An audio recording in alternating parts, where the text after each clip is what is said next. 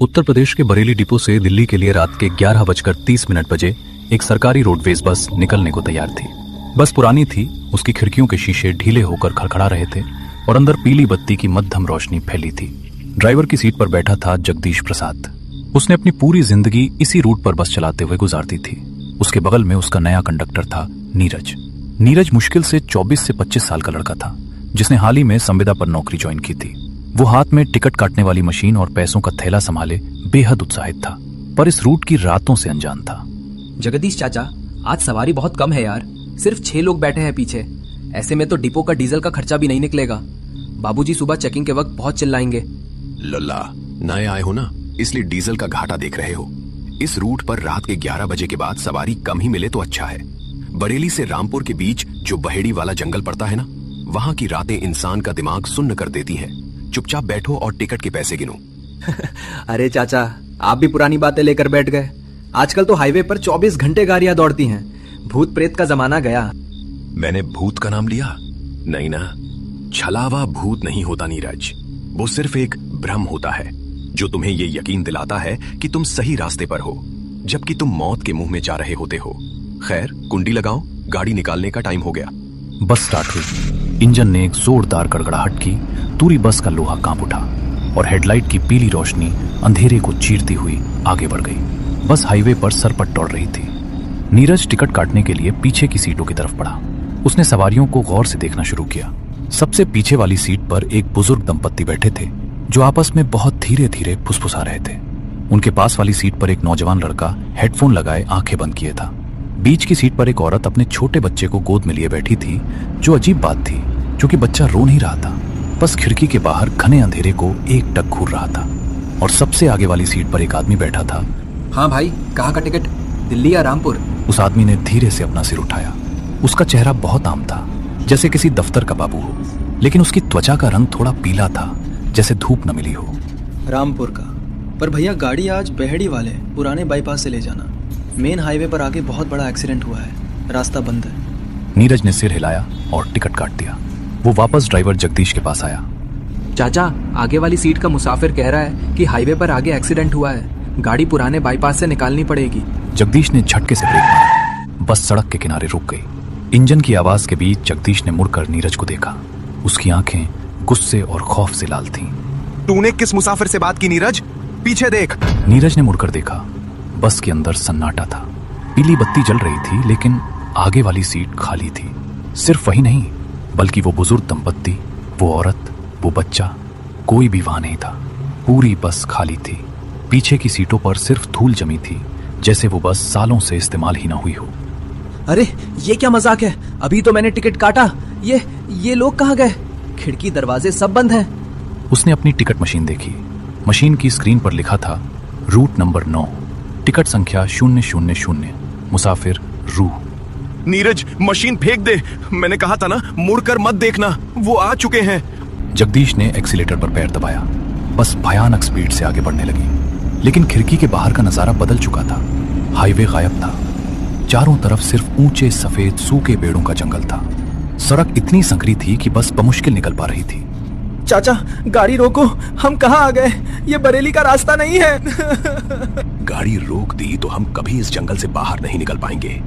ये छलावे की बस है नीरज।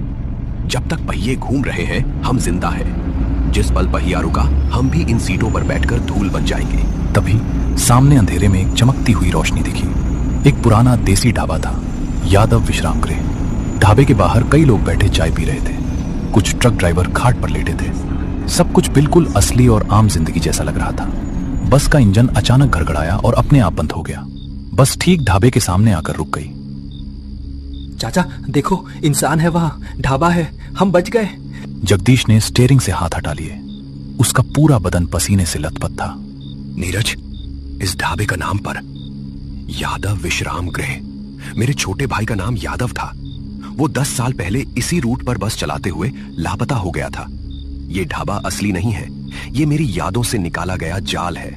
तभी ढाबे के अंदर से एक आदमी बाहर निकला। उसने हाथ में चाय की केतली पकड़ रखी थी। वो धीरे धीरे बस की तरफ बढ़ने लगा। जैसे जैसे वो पास आ रहा था, जगदीश की आंखें फटने लगीं। वो आदमी कोई और नहीं, बल्कि जगदीश का छोटा भाई यादव था। वो बिल्कुल वैसा ही दिख रहा था जैसा 10 साल पहले था। भैया बहुत लंबा सफर कर लिया, अब उतर जाओ, चाय तैयार है, सब लोग तुम्हारा ही इंतजार कर रहे हैं। जगदीश का हाथ कांपने लगा। उसने चाबी घुमाने की कोशिश की पर इंजन ने जवाब दे दिया। चाचा ये तो सचमुच आपके भाई जैसे लग रहे हैं, क्या ये सचमुच? तभी नीरज की नजर ढाबे पर बैठे मुसाफिरों पर पड़ी। वे सब जो चाय पी रहे थे अचानक रुक गए थे। उन्होंने एक साथ अपने सिर बस की तरफ घुमाए। उन सबके चेहरे धीरे धीरे पिघल रहे थे, जैसे मोमबत्ती आग के पास पिघलती है। उनके चेहरों के नीचे कोई हड्डी नहीं थी, बस एक काला गहरा गड्ढा था। और वो भाई यादव, उसकी आवाज अब भाई जैसी नहीं थी। वो एक बहुत ही भारी मशीनी आवाज में बोला, सवारी पूरी हो चुकी है जगदीश, अब टिकट काटने का वक्त आ गया है। नीरज के हाथ में रखी टिकट मशीन अपने आप चालू हो गई। उसमें से धड़ाधड़ टिकट बाहर निकलने लगे। हर टिकट पर नीरज और जगदीश की फोटो छपी थी और नीचे लिखा था, मृत्यु तिथि आज की रात। नहीं, मुझे नहीं मरना। चाचा गाड़ी स्टार्ट करो, चाहे जो हो जाए। जगदीश ने अपनी जेब से एक पुराना ताबीज निकाला जिसे उसने स्टीयरिंग पर बांध दिया। उसने जोर से चिल्लाकर कहा, जय बजरंगबली, और चाबी घुमाई। बस का इंजन एक आखिरी बार गरजा और चालू हो गया। जगदीश ने बैक गियर डाला और बस को तेजी से पीछे खींचा। वो भाई, वो ढाबा, वो पिघलते चेहरे, सब एक झटके में अंधेरे में विलीन हो गए। लेकिन डर अभी खत्म नहीं हुआ था। बस के अंदर की पीली बत्ती अचानक लाल हो गई। पीछे की सीटों से फिर से फुसफुसाहट आने लगी। नीरज ने धीरे से पीछे देखा। वो 6 मुसाफिर वापस अपनी सीटों पर बैठे थे, लेकिन इस बार उनके हाथों में लोहे की आरी और कुल्हाड़ियां थीं। वे सब उठकर धीरे धीरे आगे की तरफ, यानी जगदीश और नीरज की तरफ बढ़ रहे थे। बेटा, हमारा स्टेशन आ गया है और हमें उतारने के लिए तुम्हें अपनी आंखें देनी होंगी। चाचा वो आगे आ रहे हैं, हमारे पास कोई हथियार नहीं है। जगदीश ने सामने देखा। सड़क के बीचों बीच एक बहुत बड़ा पत्थर रखा था। अगर वो ब्रेक मारता तो पीछे वाले मुसाफिर उन्हें मार डालते। अगर वो गाड़ी नहीं रोकता तो बस सीधे पत्थर से टकराकर खाई में गिर जाती। नीरज, हैंडल पकड़, आज या तो ये छलावा टूटेगा या हमारी जिंदगी का रूट यहीं खत्म होगा। बस की स्पीड 100 के पार पहुंच चुकी थी। पीछे से मुसाफिरों के कुल्हाड़ी मारने की आवाजें आ रही थी। वे बस के लोहे के खंभों को काट रहे थे। हवा में एक अजीब सी गंध फैल रही थी, जैसे जलते हुए मांस की। ठीक उसी पल जब बस उस पत्थर से टकराने वाली थी, बस के शीशे एक जोरदार धमाके के साथ टूट गए और पूरी दुनिया में सिर्फ एक सन्नाटा छा गया। धमाका इतना जोरदार था कि नीरज को लगा उसके कान के पर्दे फट चुके हैं। उसके मुंह में ताजे खून का नमकीन स्वाद आ रहा था। चारों तरफ उड़ती हुई धूल, टूटे हुए शीशों के महीन टुकड़े और बस के बोनट से निकलता हुआ गर्म सफेद धुआं था। पीली और लाल बत्तियां बुझ चुकी थीं। बस के अंदर अब सिर्फ खिड़कियों से छनकर आती हुई उस जामुनी आसमान की डरावनी रोशनी थी। नीरज ने धीरे से अपनी आंखें खोली।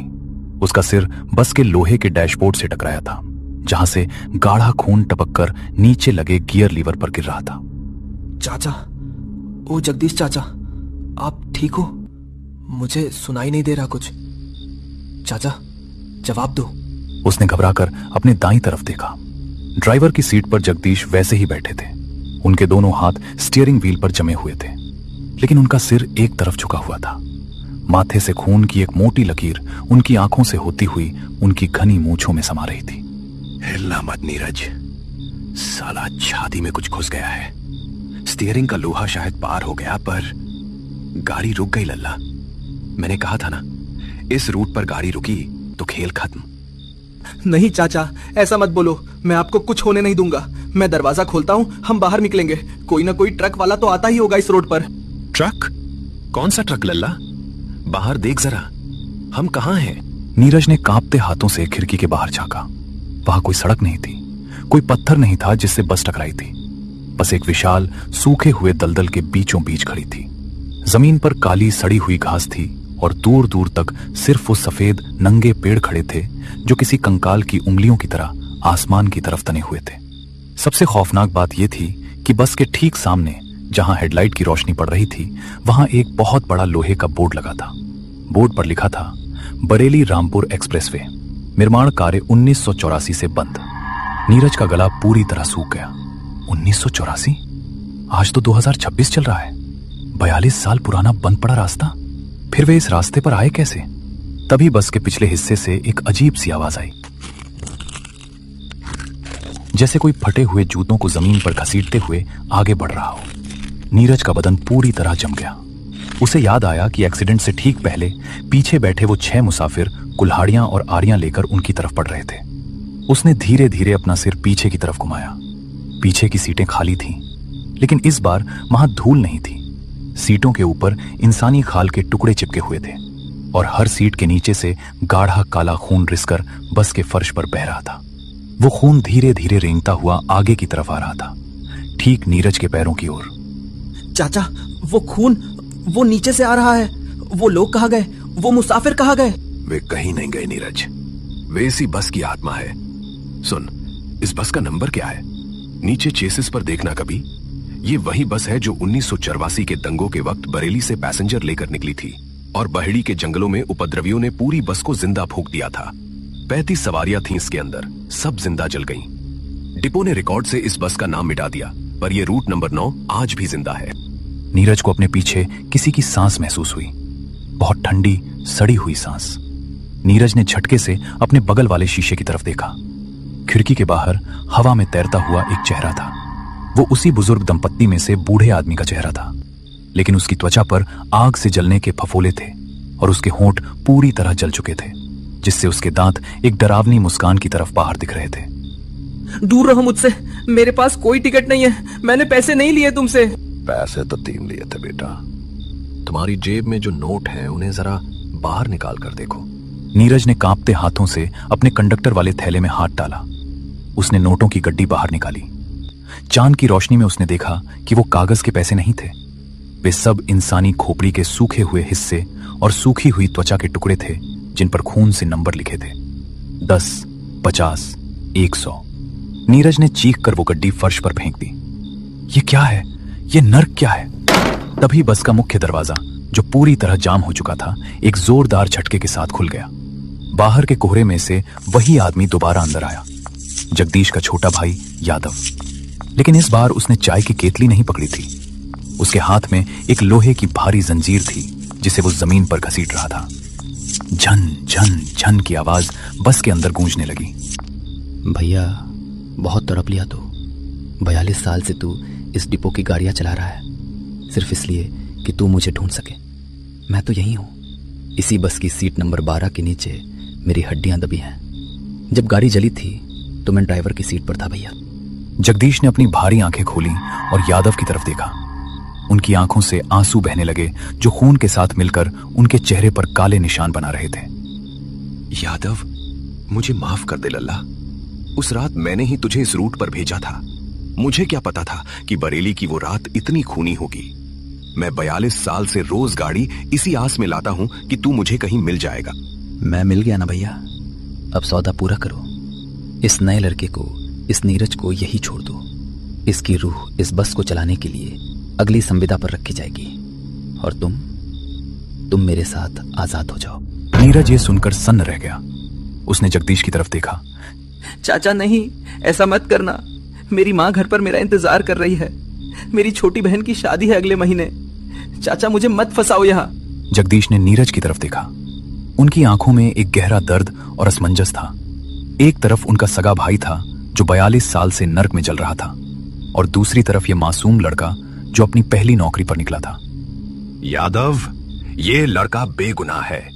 इसका इस रूट के इतिहास से कोई लेना देना नहीं है। इसकी जगह तुम मुझे रख ले। मैं वैसे भी मरने वाला हूं।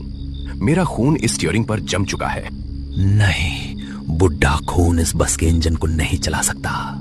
हमें ताजा जवान रूह चाहिए, जो इस पहिए को अगले 50 साल तक घुमा सके। अगर ये लड़का तैयार नहीं हुआ तो हम इस बस को यहीं डिपो के मलबे में बदल देंगे और तुम दोनों की रूहें अनंत काल तक इस टूटे हुए शीशों के बीच सिसकती रहेंगी। अचानक बस के पीछे की सभी सीटों से हजारों हाथ बाहर निकलने लगे। वे हाथ इंसानी मांस के नहीं थे, वे सिर्फ धुएं और राख के बने थे, पर उनकी पकड़ लोहे जैसी मजबूत थी। उन हाथों ने नीरज के पैरों को जकड़ लिया और उसे पीछे की सीटों की तरफ खींचने लगे।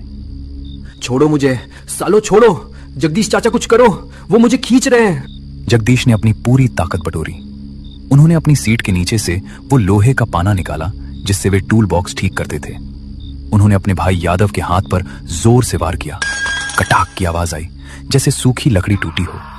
यादव का हाथ जमीन पर गिर गया, पर उसमें से खून नहीं निकला। नीरज भाग, नीचे कूद दरवाजे से। ये रास्ता दलदल नहीं है, ये सिर्फ हमारी आंखों का भ्रम है। सीधा भागना, पीछे मुड़कर मत देखना। नीरज ने अपनी पूरी ताकत लगाकर उन राख के हाथों को झटका।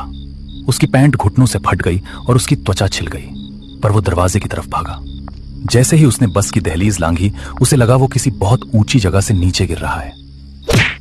वो बहेड़ी वाले पुराने हाईवे के किनारे पड़ा था। सामने वही पुरानी रोडवेज बस खड़ी थी, उसका इंजन चालू था, लेकिन ड्राइवर की सीट खाली थी और बस के अंदर कोई पीली बत्ती नहीं थी।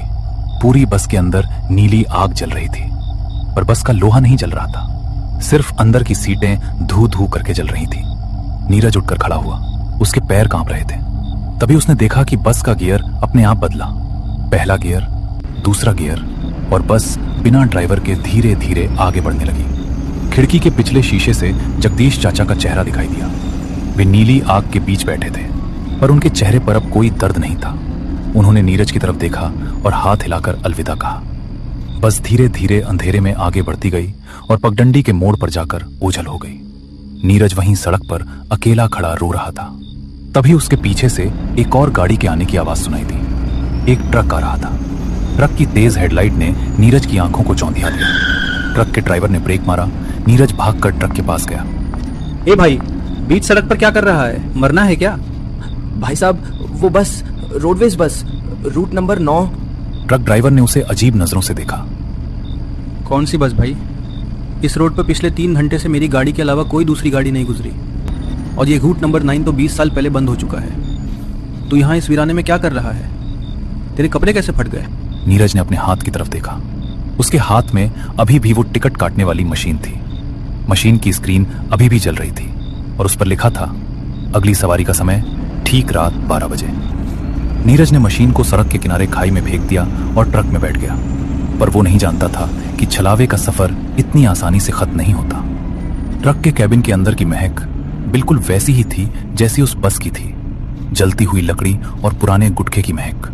ट्रक का इंजन भारी आवाज के साथ चल रहा था। डामर की पक्की सड़क हेडलाइट की तेज रोशनी में साफ दिख रही थी, लेकिन नीरज की रीढ़ की हड्डी में जो ठंडक उतर रही थी, उसका कारण वो महक थी। पुराने सड़े हुए गुटखे और जलती हुई सूखी लकड़ी की महक, जो उस रोडवेज बस की पहचान बन चुकी थी। नीरज ने कसकर ट्रक के दरवाजे का हैंडल पकड़ लिया। उसका दिल इतनी जोर से धड़क रहा था कि उसे लगा उसकी पसलियां टूट जाएंगी। उसने धीरे से अपनी गर्दन दाईं तरफ घुमाई और उस ट्रक ड्राइवर को गौर से देखना शुरू किया। उसके हाथ स्टीयरिंग व्हील पर बहुत ढीले पड़े थे, जैसे वो गाड़ी चला नहीं रहा हो, बल्कि गाड़ी अपने आप चल रही हो। उसका आधा चेहरा कैबिन के अंधेरे में छिपा था। भाई साहब, जरा गाड़ी की खिड़की खोल देंगे क्या? अंदर बहुत अजीब सी घुटन हो रही है। ऐसा लग रहा है जैसे हवा बिल्कुल थमी हुई है। ड्राइवर ने सड़क से अपनी नजरें नहीं हटाई। उसने सिर्फ एक सूखी गहरी सांस ली। उसकी आवाज ऐसी थी जैसे 2 पत्थरों को आपस में रगड़ा जा रहा हो। खिड़की खोलने से कुछ नहीं होगा छोटे। जो महक तेरे नथनों में घुस चुकी है वो कैबिन की नहीं है, वो तो तेरी अपनी खाल की है।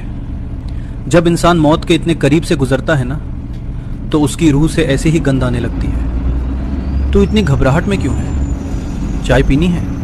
उसने स्टीयरिंग से अपना बायां हाथ हटाया और नीचे गियर बॉक्स के पास रखे एक थर्मस की तरफ बढ़ाया। जैसे ही उसका हाथ चांद की रोशनी के दायरे में आया, नीरज की आंखें फटने लगीं। उस ड्राइवर के हाथ के पिछले हिस्से पर उप्रपरी उत्तर प्रदेश परिवहन निगम का एक पुराना पीला लोगो छपा हुआ था, जो त्वचा के अंदर किसी जख्म की तरह गुदा हुआ था। और सबसे बड़ी बात, उसके हाथ की कलाई पर वही बाबूजी वाली घड़ी बंधी थी, जिसकी सुइयां अब भी उल्टी दिशा में घूम रही थीं। तू भी वही है? तू ट्रक ड्राइवर नहीं है? गाड़ी रोको, मुझे अभी इसी वक्त नीचे उतरना है। ओए गाड़ी रोक साले! ट्रक ड्राइवर धीरे धीरे अपनी गर्दन नीरज की तरफ घुमाने लगा। गाड़ी कैसे रोक दूं नीरज? अभी तो सफर आधा भी नहीं हुआ और तू इतनी जल्दी भूल गया? मैंने तो पहले ही कहा था, इस रूट पर पहिया रुका तो तुम दोनों धूल बन जाओगे। जैसे ही उसने अपना पूरा चेहरा रोशनी में लाया, नीरज की चीख कैबिन की दीवारों से टकराकर दम तोड़ गई। वो कोई अजनबी ट्रक ड्राइवर नहीं था। उसका चेहरा धीरे धीरे बदल रहा था। कोहरे की तरह उसकी त्वचा सिकुड़ी और वो कंडक्टर यादव की शक्ल में आ गया, जगदीश चाचा का वही भाई जो 1984 में जिंदा जल गया था। उसकी आंखें पूरी तरह सफेद थी और उनमें से एक अजीब सी नीली रोशनी निकल रही थी। बचाओ, कोई है बाहर। जगदीश चाचा, आप कहाँ हो? मुझे इस नर्क से निकालो। जगदीश भैया तो अपनी ड्यूटी पूरी कर चुके नीरज। उन्होंने 42 साल तक इस बस को चलाया ताकि वो मेरा कर्ज उतार सके। अब तेरी बारी है। तू सोच रहा है कि तू बस से कूद कर सड़क पर आ गया था? नहीं लल्ला, तू तो कभी बस से उतरा ही नहीं। यादव ने अचानक ट्रक का ब्रेक मारा। गाड़ी एक जोरदार झटके के साथ रुकी। नीरज का सिर विंडशील्ड से टकराने से बचा, लेकिन जब उसने सामने देखा तो उसका पूरा वजूद कांप उठा। सामने कोई हाईवे नहीं था, कोई जंगल नहीं था। ट्रक ठीक उसी जगह खड़ा था जहां से यह पूरी कहानी शुरू हुई थी, बरेली बस डिपो। चारों तरफ वही पीली सरकारी बसें खड़ी थीं, वही टूटी हुई दीवारें थीं और वही डिपो का पुराना सन्नाटा था। रात के 11:30 बज रहे थे। डिपो की बड़ी घड़ी की सुइयां ठीक उसी वक्त पर थमी हुई थीं, लेकिन वहां एक चीज अलग थी। डिपो में खड़े सारे कर्मचारी, सारे ड्राइवर और कंडक्टर, वे जिंदा इंसानों की तरह नहीं घूम रहे थे। वे सब कतार में खड़े थे। उनकी पीठ नीरज की तरफ थी और उन सबके हाथों में वही टिकट काटने वाली मशीनें थीं जो एक साथ चालू थीं।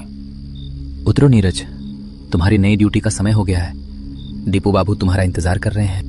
नीरज बेदम होकर ट्रक से नीचे उतरा। उसे लगा कि अगर वो भागकर डिपो के बाहर मुख्य सड़क पर चला जाएगा तो बच जाएगा।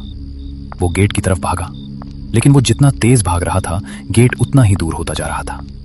सड़क एक रबर की तरह खिंच रही थी। तभी डिपो के दफ्तर का दरवाजा खुला। अंदर से एक बूढ़ा आदमी बाहर निकला जिसने खाकी वर्दी पहन रखी थी। उसके हाथ में एक पुराना रजिस्टर था। वो धीरे धीरे नीरज की तरफ बढ़ा।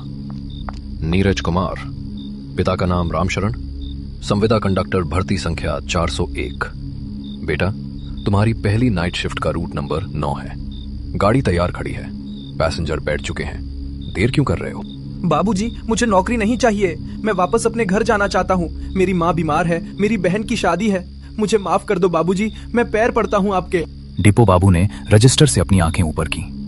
उनके चेहरे पर कोई नफरत नहीं थी, सिर्फ एक बेहद डरावनी, ठंडी उदासीनता थी। घर? कौन सा घर नीरज? तुम तो 3 घंटे पहले ही बहेड़ी के पास उस हाईवे पर मारे जा चुके हो, जब तुम्हारी बाइक का टायर फटा था और तुम ट्रक के नीचे आए थे। तुम्हारी यादें बस इस डिपो में बची हैं। अब तुम्हें ये गाड़ी चलानी ही होगी। नीरज का दिमाग सुन्न हो गया। मैं मर चुका हूं? नहीं, ये झूठ है। ये छलावा मेरे दिमाग के साथ खेल रहा है ताकि मैं हार मान लूं। उसे याद आया कि जगदीश चाचा ने कहा था, छलावा भूत नहीं होता, वो सिर्फ एक भ्रम होता है जो तुम्हें यकीन दिलाता है कि तुम हार चुके हो। उसने अपने हाथों को देखा, वे बिल्कुल गर्म थे। उसकी छाती में दिल धड़क रहा था। वो जिंदा था। ये डिपो, ये यादव, ये डिपो बाबू, सब उस छलावे की आखिरी चाल थी ताकि वे उसकी जवान रूह को हमेशा के लिए इस नर्क का हिस्सा बना सकें। उसने जमीन पर पड़ी एक लोहे की रॉड उठाई जो डिपो के गैरेज में बिखरी पड़ी थी।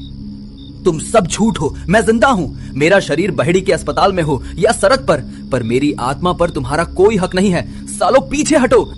उसने रॉड घुमाकर डिपो बाबू के चेहरे पर मारी। जैसे ही लोहे की रॉड उनके चेहरे से टकराई, कोई खून नहीं निकला। डिपो बाबू का पूरा शरीर कांच के खिलौने की तरह टूटकर बिखर गया। उनके बिखरते ही पूरा डिपो ताश के पत्तों की तरह ढहने लगा। पीली बसें पिघलकर काली राख बनने लगी। तभी अंधेरे के बीच से वही रूट नंबर 9 की खूनी बस वापस प्रकट हुई। उसके अंदर नीली आग धधक रही थी। ड्राइवर की सीट पर जगदीश चाचा बैठे थे, लेकिन अब उनका रूप पूरी तरह बदल चुका था। वे राख से बने थे, पर उनकी आंखों में एक आखिरी उम्मीद की चमक थी। नीरज, मशीन उठा। तेरी संविदा की मशीन ही इस छलावे का दिल है। उसे इस बस के डीजल टैंक में फेंक दे। ये आग जब तक टैंक तक नहीं पहुंचेगी, ये रूट कभी बंद नहीं होगा। नीरज ने मुड़कर देखा। जमीन पर वही टिकट मशीन पड़ी थी जो उसने ट्रक से फेंकने की कोशिश की थी। मशीन लाल रंग की रोशनी से चमक रही थी और उसमें से भयंकर गर्मी निकल रही थी। यादव और डिपो के बाकी साए चीखते हुए नीरज की तरफ बढ़े। मत छूना उसे नीरज, अगर वो नष्ट हो गई तो हम सब मिट जाएंगे। इस रूट का नामो निशान मिट जाएगा। नीरज ने बिना एक पल गवाए दौड़ लगाई। उसने जमीन से उस जलती हुई टिकट मशीन को उठा लिया। मशीन को छूते ही उसके हाथों की खाल जलने लगी, पर उसने दर्द की परवाह नहीं की। उसने अपनी पूरी ताकत बटोरी और बस के पीछे लगे डीजल टैंक की तरफ भागा, जिसका ढक्कन अपने आप खुला हुआ था। यादव के राख वाले हाथ उसकी पीठ को जकड़ चुके थे। उसकी गर्दन पर ठंडे नाखून गर रहे थे। तू भी हमारे साथ जलेगा नीरज, तू बच नहीं सकता। अगर जलना ही है तो इस नर्क को खत्म करके जलूंगा। उसने अपने दोनों हाथों से मशीन को उठाया और सीधे डीजल टैंक के अंदर डाल दिया। पल भर के लिए पूरा जंगल, पूरा डिपो और वो बस बिल्कुल शांत हो गए। यादव की पकड़ ढीली हो गई। फिर बस के अंदर से एक ऐसी नीली रोशनी निकली जिसने पूरी रात के अंधेरे को 1 सेकंड के लिए दोपहर जैसी चकाचौंध में बदल दिया।